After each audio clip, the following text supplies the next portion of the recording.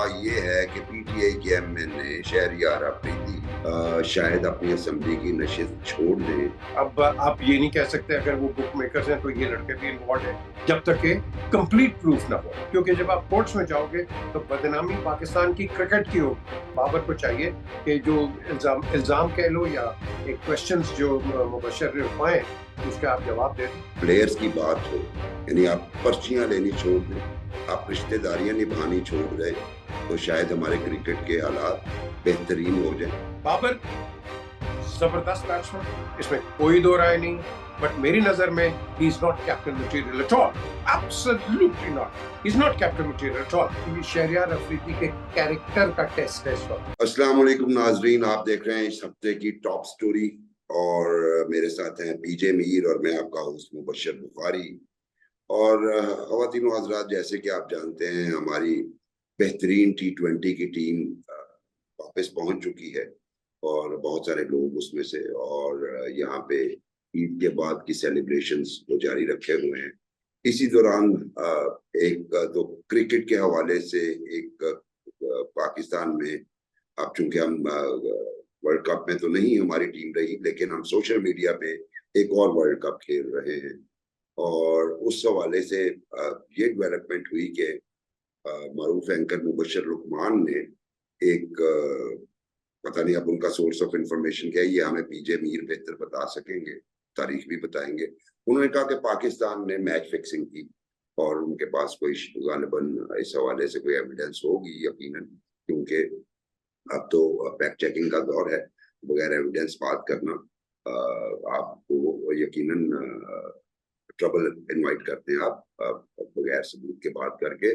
और दूसरी एक और जो अभी तक अफवाह है, लेकिन अगर ये अफवाह हकीकत बन जाती है तो फिर उसके पीछे हमें कुरीदना होगा कि वजह क्या है। वो अफवाह ये है कि पीटीआई के एमएन ने शहरियार अफरीदी शायद अपनी असेंबली की नशिस्त छोड़ दें। क्यों छोड़ें, क्या वजह हुई और क्या करने जा रहे हैं, ये भी हम पीजे मीर से पूछेंगे। तो सबसे पहले हम जरा ये मैच फिक्सिंग के इल्जामात की तरफ आते हैं। पीजे, ये मुबशर लुकमान ने ये बात कही और मुबशर लुकमान के बारे में मैं ये कहता हूं कि अगरचे उनकी बहुत सी खबरें बाउंस हुई, लेकिन बहुत सी खबरें सच भी साबित हुई और बहुत सारी चीजों के वो खुद भी विटनेस रहे, बहुत सारी चीजों के पीछे आप भी विटनेस रहे और कुछ चीजों का मैं भी विटनेस हूँ। करियर में हमने भी थोड़ी सी क्रिकेट के ऊपर फैक्ट चेक भी किया, इन्वेस्टिगेटिव रिपोर्टिंग भी की। तो शुरू में आपको याद होगा जब आसिफ इकबाल की क़यादत में 1978 में हमारी टीम इंडिया गई थी और वहां पे टेस्ट मैचेस, अगरचे अंपायरिंग का मयार भी बहुत फजूल सा था उस वक्त, लेकिन हम हार के आ गए। तो उस वक्त ये शुरू हुआ मामला कि जनाब अली ये सारे मैच फिक्स थे। उसके बाद जब शारजा में क्रिकेट शुरू हुई तो फिर हम पे फिंगर पॉइंटिंग शुरू हो गई। और उसके बाद मैंने एक और जर्नलिस्ट के साथ मिलके काम किया हुआ है, उनका नाम है लिज जैक्सन, और ऑस्ट्रेलियन जर्नलिस्ट है, आपको याद होगा, जिन्होंने क्रिकेट में अंडरवर्ल्ड की इन्वॉल्वमेंट और बैटिंग पे स्टोरी की और गोल्ड मेडलिस्ट थी। उनको स्टोरी पे अवार्ड भी मिला गालिबन कोई बहुत बड़ा। तो ये सारी बातें जो हैं वो पाकिस्तान जब भी कहीं जाता है, फिर वो जो नो बॉल हुई मोहम्मद आमिर की आसिफ के हवाले से, फिर जो सजा हुई, ये सारा कुछ है। अब इसकी तारीख क्या बयान करे, ये सारा कुछ क्यों होता है और अब जो मुबशर लुकमान कह रहे हैं उसमें कितनी सदाकत है पीछे। देखिए, ये जो मैच फिक्सिंग है ये बहुत पुरानी एक रवायत चलती आ रही है और आप कह लो कि लेट 70s में ये शुरू हुई, इल्जामात कुछ आए। बल्कि मुझे याद है कि जब मैं एक मैच में खेल रहा था श्रीलंका के खिलाफ, हमारा सेकंड वर्ल्ड कप मैच था, तो ट्रेंट ब्रिज में थे। तो अब मैं नाम नहीं लूंगा, लेकिन मेरे साथ बड़े सीनियर एक दो प्लेयर्स थे। तो वहाँ एक लैडब्रोक्स होता था उस जमाने में, वो टेंट लगा होता था ग्राउंड के अंदर, वहीं आप बैटिंग करते थे। तो उन्होंने यू नो एक मैच पे बेट लगाई इसके ऑस्ट्रेलिया और श्रीलंका। तो उस वक्त ऑड्स थे मुबशर 1000 to 1। तो आप 1 पाउंड लगाते तो 1000 पाउंड आपको मिलता, 1000 to 1 ऑड्स थे। लेकिन श्रीलंका जो है उसने एक बड़ा अच्छा फाइट बैक भी किया था, उनको गेंदें भी लगी, लिली ने, टॉमसन ने बड़ा मारा मुरा भी, लेकिन मैच इवेंचुअली ऑस्ट्रेलिया जीत गया। सो ये चीजें बड़ी बहुत पुरानी हैं, चल रही हैं, और इसमें काफी लोग एलिजिडली मुलव्वस भी हुए, कई पकड़े भी गई। हैंसी क्रोनिये, अगर आपको याद है कि उनका तो बल्कि जहाज क्रैश हो गया था, विच वाज मिस्टीरियस कि जहाज किस तरह क्रैश हो गया। सो कई चीजें हमने देखी हैं। तो ये साउथ अफ्रीका में बहुत ये चलता रहा। फिर उसके बाद हमने देखा कि ये बरतानिया में भी आ गया, फिर पाकिस्तान इंडिया में भी आ गया, और पाकिस्तान के कई प्लेयर्स, उनके रिश्तेदार बुक मेकर्स भी थे। अब आप ये नहीं कह सकते अगर वो बुक मेकर्स हैं तो ये लड़के भी इन्वॉल्व हैं, जब तक के कंप्लीट प्रूफ ना हो। तो किसी को एसोसिएट करना किसी के साथ मेरी नजर में वो गलत है। बट अगेन, जब वो कहते हैं ना कि बद से बदनाम बुरा होता है, तो ये फिर एक सिचुएशन क्रिएट हो जाती है। इस वर्ल्ड कप की बात करें, T20 की, मुबशर के पास आई एम श्योर इसके पास कुछ ना कुछ तो चीज होगी, क्योंकि अब बाबर आजम ने एक फैसला किया है कि जो कि मीडिया में हम देख रहे हैं कि वो लीगल रिकोर्स लेंगे इसके ऊपर।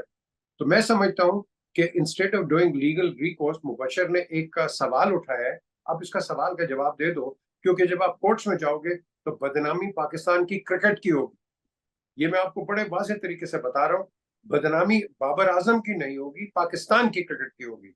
तो इस चीज को मैं समझता हूँ बाबर को चाहिए कि जो इल्जाम कह लो या एक क्वेश्चंस जो मुबशर ने उठाए, तो उसके आप जवाब दे दो, बैठ के दे दो, ऑन टीवी दे दो, कर दो, ताकि ये मामला यहीं से यहीं खत्म हो जाए। और आई एम श्योर मुबशर भी आगे नहीं जाएगा। बट एज लॉन्ग, अगर मुबशर के पास, जो आपने अपनी प्रोलॉग में भी कहा है कि उसके पास अगर प्रूफ है, तो फिर अगर वो प्रूफ आ जाता है तो मैं समझता हूं कि इससे बड़ी बेईमानी नहीं हो सकती है। लेकिन क्रिकेट खेली है, तो मैं एक जरूर ये कह सकता हूं कि आपके पास वेस्ट इंडीज ले लो या दूसरी टीमें ले लो, वो भी आगे नहीं आई, हार गई, बीच में निकल गई। कई और भी बड़ी टीमें जो न्यूजीलैंड ले लो। तो ये क्यों है? पाकिस्तान पे तो हम तनकीद कर रहे हैं, बड़ी जबरदस्त किस्म की कर रहे हैं, लेकिन ये ना भूलें कि वो भी बाहर हो गए सुपर 8 से पहले। क्यों हुए, मैं आपको बता देता हूँ। जो मेरा तजर्बा कहता है कि वो सब स्टैंडर्ड विकेट्स हैं जहां ये मैचेस हुए, वो विकेट्स इंटरनेशनल कैलिबर की नहीं है। और जितने भी आपकी जो टीमें आउट हो रही हैं, ये सब स्टैंडर्ड विकेट्स की वजह से हुई हैं। और जो आपकी जो ये अमेरिका टाइप और इधर उधर की विकेटें और ये जो प्लेयर्स हैं, ये क्यों जीत रहे हैं? क्योंकि ये खेलते ही ऐसी विकेट्स के ऊपर, ये यूज टू है ऐसी विकेट्स पे खेलने के लिए। ये किसी ने सोचा नहीं है। ये क्लब क्रिकेटर्स है, और ये क्लब क्रिकेट पे, क्लब क्रिकेट के अंदर खेलते हुए इनको जो विकेट्स इस तरह की मिलेंगी, तो they'll be more used to and they'll adapt to it। ये चीज नहीं सोचता कोई। हम सारे जितने भी जिन कंट्रीज की बात कर रहे हैं, इंक्लूडिंग पाकिस्तान, ये बड़ी, ये फ्लैट दो साइड कह लो, बट इक्वल बाउंस के विकेट्स पे खेले हुए। तो इस लिहाज से ये भी एक फैक्टर आता है बीच में। लेकिन फिर जब इस फैक्टर की हम डिस्कस करते हैं, जिस तरह मैंने किया, तो फिर आपके अंदर क्या होती है? एडेप्टेबिलिटी, आपके अंदर अडॉप्शन होती है उस कंडीशन के खेलने की। वो इनमें नहीं, ये उसी तरह खेलते रहे, अडेप्टेशन कोई नहीं। यार ये जो टीमें 120 150, ये 150 की टीम है? नो, ये तो 200 की टीमें हैं, 200-250 की टीमें हैं जो 110 और 90-80 के अंदर आउट हो रही हैं। तो ऑब्वियसली विकेट्स ये दोनों साइड पे जाती है। हिंदुस्तान पाकिस्तान का मैच देखो, वो मैच ऑफ नर्व्स था। अगर आपको याद हो, जब पाकिस्तान खेला है और उनको पता नहीं 40-50 रन चाहिए थे और विकेट्स उनके हाथ में थी, पाकिस्तान फिर भी वो जीत गया। वो नर्व्स का मैच होता है। तो नर्व्स जो होते हैं ऐसी विकेट्स पे आप नर्व्स दिखाते हैं। लेकिन ये एक डेवलपिंग स्टोरी है। मैं समझता हूँ इस स्टोरी को यही दब देना चाहिए। हमने मुबशर अपना बड़ा बड़ा गंद देखा है, देख रहे हैं, बदनामी देख रहे हैं, बदनामी कर भी रहे हैं। और पर्टिकुलरली सोशल मीडिया पे आप लड़कों की, वो कहाँ गई इनकी बदनामी? जब बाबर आजम इतने रन करता है तो आप फिर उसके बाद बाबर आजम को कहते हैं वो ये है, वो है, निकलता अंदर से कख नहीं। लेकिन मुबशर लुकमान का जो एक ऑब्जर्वेशन है, इस पे सीरियस समय लेना चाहिए, उसको डिसमिस नहीं करना चाहिए, ना ही उसको गालियां निकालनी चाहिए। भाई वो एक चीज लेके आ गए, उस चीज को आप आगे या तो फिर कोर्ट्स में जाके करो। आपने कहा ना वर्ल्ड कप, तो हमें कोर्ट कप नहीं चाहिए अब कि कोर्ट्स में जाके अब अपना कोर्ट का मैच खेलो। ये कोर्ट कप हमें नहीं चाहिए। इस चीज को आप यहीं रफा दफा करो एंड खत्म करो। क्यों? कि उसमें इल्जाम फिर पूरी पाकिस्तान टीम के ऊपर आएगा, पूरी पाकिस्तान टीम के ऊपर आएगा। और पर्टिकुलरली ये फिर जो आपके 14-15 लोग साथ पे जो एंटोराज है, मैं कहता हूँ इन पे भी नाम आएगा। ये फिर किस किस्म के ये नो एंटोराज, ये देख नहीं रहे हैं। सो ये आप पूरे सिस्टम को हिलाएंगे अगर इसको सही तरीके से टैकल ना किया जाए। ये संजीदगी का वक्त है। मैं समझता हूँ चेयरमैन को भी चाहिए कि बिल्कुल मुबशर को बुला ले, बाबर को भी बुला ले, एक इन हाउस आप एक इंक्वायरी कर लो और उसके अंदर जो भी रिजल्ट निकलता है, लेट द चेयरमैन और द मीडिया मैनेजर और PCB announce it. This is the way forward. वरना मुबशर, आपने जो सवाल किया है, बिलीव मी, ये एक ऐसा सवाल है कि इसके अंदर गांधी गांधी गंध आगे निकलेगा अगर इसको सही तरीके से आप टैकल न कर सके। नाजरीन, मैंने और पीजे ने पिछले 2 प्रोग्राम क्रिकेट पे ही किए हैं, क्योंकि हम दोनों के दिल के अंदर जो है ना वो कोयले जल रहे हैं और उसमें से धुआं भी उठ रहा है। और हमारा जो है यकीनी ना मेरा ना पीजे का कोई इंटरेस्ट है स्वाइस के वतन से मोहब्बत और क्रिकेट से मोहब्बत। और पिछले 2 प्रोग्रामों में जो हमारा पैक था 2 प्रोग्राम्स में, वो ये था कि हम अगर क्रिकेट में सियासत को निकाल दें, क्रिकेट से मेरिट को फॉलो करना शुरू कर दें, वो चेयरमैन की अपॉइंटमेंट हो, सिलेक्शन कमेटी हो या प्लेयर्स की बात हो, यानी आप पर्चियां लेनी छोड़ दें, आप रिश्तेदारियां निभानी छोड़ दें, तो शायद हमारे क्रिकेट के हालात बेहतरीन हो जाए। पीजे की इस बात से मैं इत्तेफाक करता हूँ कि विकेट जो है वो डिफरेंट थी जहाँ पे हमारे प्लेयर खेलते हैं। हमारी भी तो बदकिस्मती है ना, फ्लैट विकेट्स पे खिला खिला के हम स्टार्स बनवाते हैं। उसके बाद अगर ऑस्ट्रेलियन हार्ड विकेट्स पे चले जाए तब भी हम एक्सपोज हो जाते हैं। अब वो हमारे क्लासिक प्लेयर चूंकि नहीं रहे, तो ये भी एक वजह है। लेकिन बीजे ने उसके साथ ही एक और जवाब भी दिया कि इसका हल भी एडेप्टेबिलिटी में है। ऑस्ट्रेलियंस ने उसी विकेट पे खेला, उसी तरह की विकेट पे खेला जो उसी तरह से वहां पे इम्पोर्ट की गई थी और 200 रन बना लिए, और दूसरी दफे चेज करते हुए 10 ओवर्स में 100 रन भी चेज कर ली, नियरली 100। तो ऑस्ट्रेलियन भी चूंकि प्रोफेशनल्स हैं उन्होंने किया। तो वजह क्या है? वजह यह है कि वहां पे पर्चियां नहीं चलती, सिफारिश नहीं चलती, रिश्तेदारियां नहीं चलती। तो और क्रिकेट मुबशर, और बिल्कुल जी मैं ये भी जी आपको कहूं कि ये मैच जो हम देख रहे थे, ये मैच ऑफ नर्व्स थे। क्योंकि इतने छोटे रन्स के अंदर आप नर्व्स दिखाते हो। देखो ना, दूसरे को भी आपने पकड़ा, लेकिन इन द एंड ये नर्व्स का मैच था। और नर्व्स के अंदर I thought the other teams were better than Pakistan as far as nerves are concern. हम नर्व्स में नहीं है। बाबर जबरदस्त बैट्समैन, इसमें कोई दो राय नहीं, बट मेरी नजर में he is not captain material at all. Absolutely not, he is not captain material at all. वो जब देखता है कि जब टीम मुसीबत में आती है तो हमेशा टेलीविजन कैमरास उसके ऊपर डालते हैं, पर्टिकुलरली कप्तान के ऊपर या कोच के ऊपर आप कैमरास डालते हैं। तो जो बाबर को मैंने देखा है, वो जिस तरह हम एक लफ्ज नहीं इस्तेमाल करते घबराया हुआ लेला, ये घबराए हुए लेले की तरह इसने इसकी जो वो एक्सप्रेशंस थे। So there was no command, there was no some sort of a self determination कि नहीं, अगर हम नीचे जा रहे हैं फाइट करें। और दूसरी चीज अभी जो मैंने बात की है, देखो ना, अब उसने भी ये कहा है कि इसके ब्रदर इन लॉ को किसी ने ई-ट्रॉन गाड़ी गिफ्ट कर दी। यार ई-ट्रॉन, मेरा मतलब अगर किसी ने देनी है, और यार किसी बिल्कुल डिस्क्रीट होकर दे दो, वो भी ओपनली आप ले रहे हो, बात तो निकल आती है। तो ई-ट्रॉन कोई छोटी मोटी गाड़ी तो है नहीं, एक और भी कोई गाड़ी का जिक्र आ रहा है। तो द क्वेश्चन इज कि ये जब इंफॉर्मेशन एमिनेट करती है तो आप एग्री करेंगे या नहीं कि इसमें भी शक पड़ जाता है। भले बात सही हो, लेकिन शक पड़ जाता है कि जो हमारा ट्रैक रिकॉर्ड आगे चल रहा है, शक है इसके अंदर। तो शक को हमने दूर करना है। अल्लाह करे ये शक ही शक हो, लेकिन क्वेश्चन उठते हैं जरूर। क्वेश्चन आप नहीं, वो कहते हैं ना, जिस तरह जगजीत से में बात निकलेगी तो बहुत दूर तक तलक जाएगी, तो फिर बहुत दूर तलक ही जाएगी बात। तो इस बात मुझे को ना जाने। पीजे पीजे देखिए, एक बच्ची थी इंग्लैंड की जिसने अपने फादर की गाड़ी के बारे में कहा था कि अगर बाबर आजम सेंचुरी स्कोर करेंगे तो ये मैं उन्हें गिफ्ट कर दूंगी। अच्छा, ये बात समझ आती है कि अगर आपने इट्रॉन गिफ्ट करनी है तो व्हाई नॉट बाबर आजम? भाई वो एक सेलिब्रिटी है, स्टार है, दुनिया का बेहतरीन बैट्समैन है, और उसको आप गिफ्ट कर सकते हैं मोहब्बत में। तो होता है बहुत सारे अमीर लोग जो हैं स्टार से अपने ताल्लुकात बनाने के लिए गिफ्ट कर देते हैं। लेकिन ये ब्रदर इन लॉ का के क्रीडेंशियल्स क्या हैं, बहुत मशहूर आदमी है, क्या करते हैं, कोई बहुत बड़ा बिजनेस है, क्या कोई सेलिब्रिटी है, ये अभी तक सामने नहीं आया। तो उनको ईट्रॉन कोई बंदा गिफ्ट करे, ये बात जो है वो जो है अकल से ऊपर है। क्योंकि अगर बाबर को की होती तो शायद शायबा भी ना होता।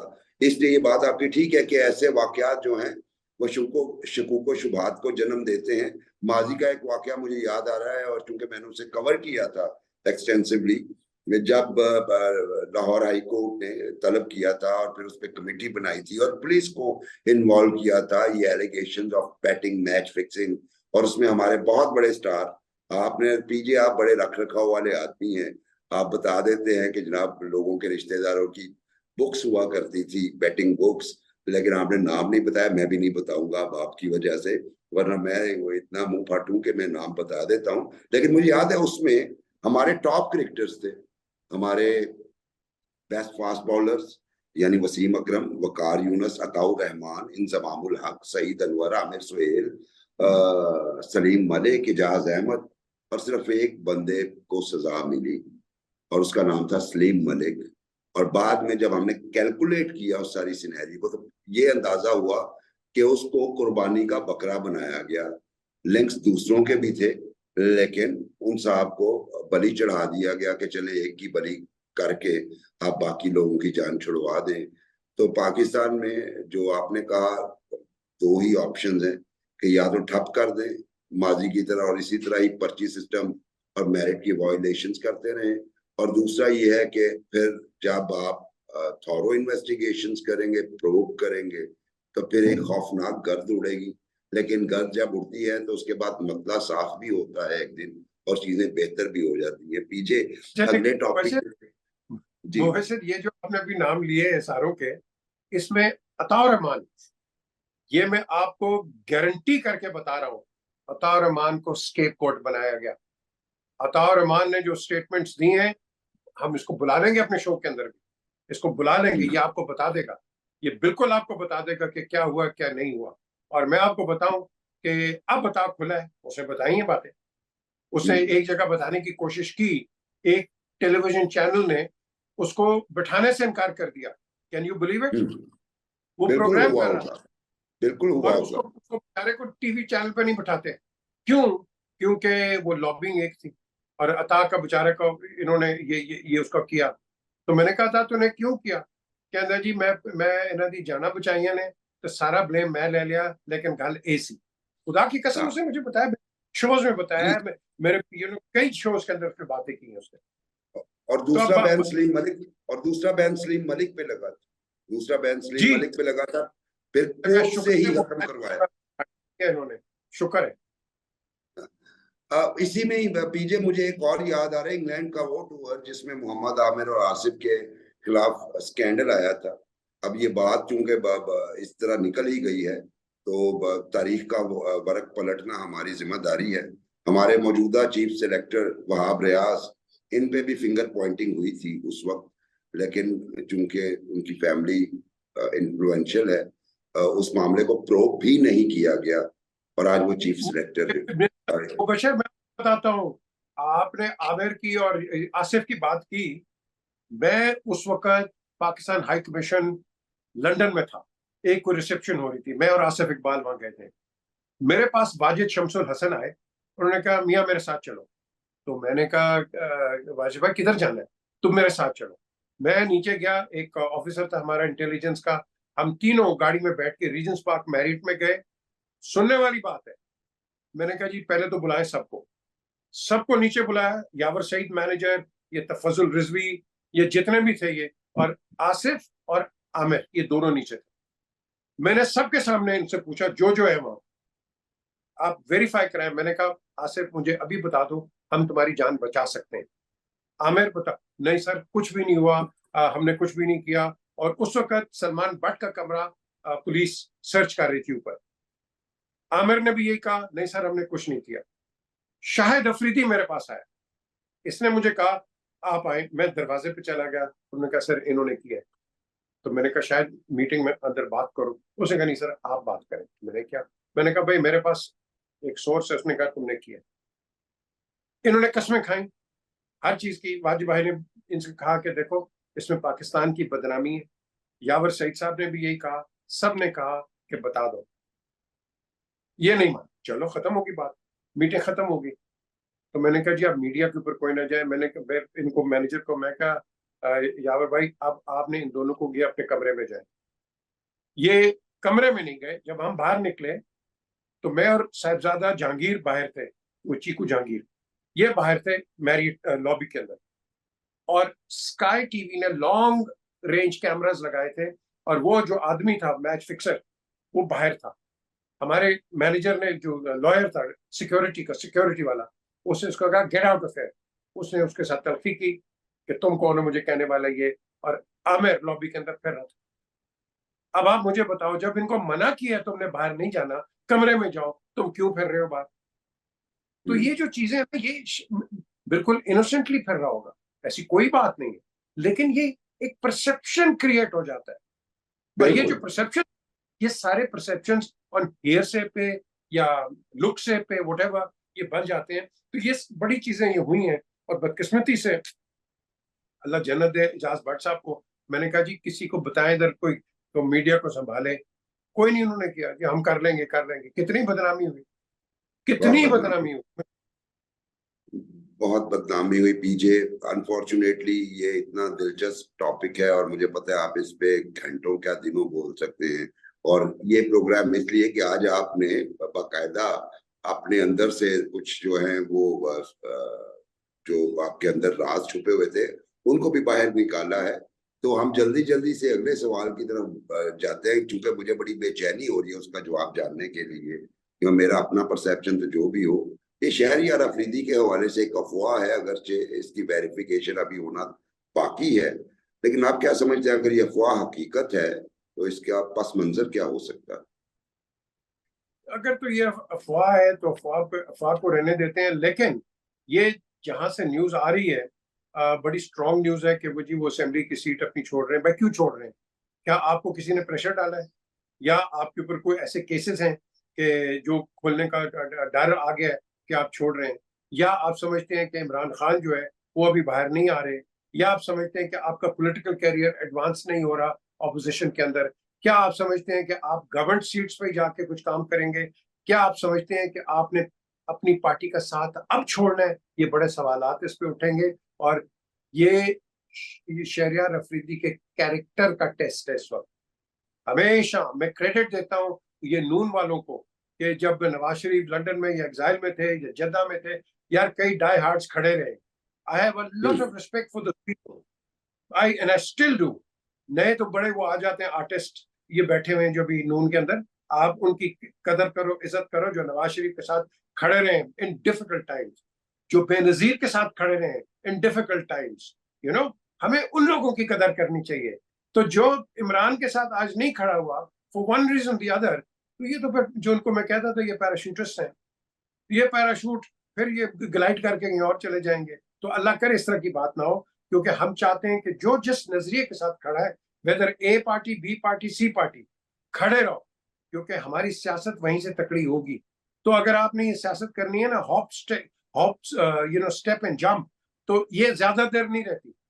आप कई लोग देख लो जो कि पार्टी चेंज करके इधर उधर हुए, उनकी तो पॉलिटिक्स ही खत्म हो गई यार। लोग उनको वोट नहीं देते। क्यों नहीं देते? क्योंकि आपने अपनी क्रेडिबिलिटी खुद गंवा दी है। तो ये अल्लाह ना करे इस तरह की कोई बात हो। लेकिन अगर होती है, जैसे आपने भी कहा, मैं भी कह रहा हूँ अफवाह है, तो अल्लाह करे ये अफवाह ही रहे। और अगर ये दूसरी तरफ से निकलती है तो ये एक बहुत अफसोसनाक चीज होगी from a political point of view. Forget PTI, forget Noon, forget People's Party, from a political angle it will be a disgrace to our political structure. बिल्कुल मैं इत्तेफाक करता हूँ। और हमेशा वही लोग पाकिस्तान की सियासी तारीख में इज्जत उन्होंने ही पाई है जो कमिटमेंट के साथ मुश्किल वक्त में अपनी पार्टी के साथ खड़े रहे हैं। वो एक अलहदा बात है कि पार्टी उन्हें वैल्यू करती है या नहीं, लेकिन तारीख में हम जैसे आज पीजे मीर याद कर रहे हैं, मैं भी ऐसे कैरेक्टर्स याद कर सकता हूँ जो मुश्किल वक्त में पार्टी के साथ कर रहे। कुछ लोगों को पार्टी ने जो है रिकग्नाइज किया कि हाँ इन्होंने या तो एक्नॉलेजमेंट थी उनके हवाले से, लेकिन बहुत सारे लोगों को इग्नोर कर दिया। तो ये तो आपके अपने जमीर की बात होती है। तो पीजे ने बिल्कुल राइटली सेड पीजे कि ये उनके जमीर का टेस्ट है और ये उनके कैरेक्टर का टेस्ट है। नाजरीन, आज का प्रोग्राम यकीनन आपको बहुत पसंद आया होगा, क्योंकि हमने आपके पसंदीदा मौजू यानी क्रिकेट, क्योंकि क्रिकेट के हवाले से जो सोशल मीडिया पे चल रहा है उससे अंदाजा होता है कि हमारी तमाम क्लासेस इसमें बड़ी दिलचस्पी रखती हैं। उस हवाले से पीजे ने आज बड़ी शानदार तारीखी बातें हमें बताई, और बहुत सारी बातों पे, चूंकि पीजे बुनियादी तौर पे एक नर्म दिल के आदमी है और इनमें चूंकि रख रखाव बहुत है, इसलिए वो कुछ बातों में सॉफ्ट हो जाते हैं, लेकिन उसके बावजूद ये बहुत कुछ कह गए। यकीनन आपको प्रोग्राम पसंद आया होगा, अपना फीडबैक जरूर दीजिएगा। और अगले हफ्ते मुझे पीछे यकीन है कि अगले हफ्ते भी हम क्रिकेट ही डिस्कस कर रहे होंगे, क्योंकि अभी आने वाले दिनों में बहुत सी कंट्रोवर्सीज आएंगी। नाजरीन, अगले हफ्ते तक के लिए मुझे और पीजे मीर को इजाजत दीजिए। अल्लाह हाफिज।